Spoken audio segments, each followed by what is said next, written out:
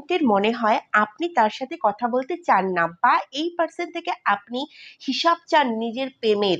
আপনি যেই time invest করেছেন এই ব্যক্তির প্রতি, যখন সে কমিটমেন্ট দিতে পারবে না, ফ্যামিলির হিসাবে তাকে চলতে হবে, তো ফ্যামিলির থেকে জিজ্ঞেস করে আসা উচিত ছিল আপনার জীবনে তাকে, আপনার সাথে রিলেশনশিপ রাখার জন্য।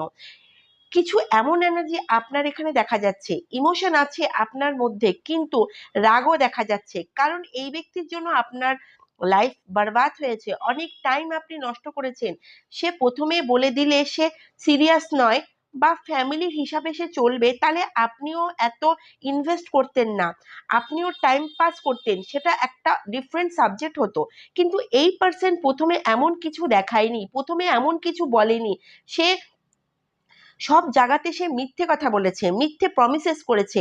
সে এখন ভাবছে আপনি আপনার লাইফে খুশিতে আছেন, মজাতে আছেন, নতুন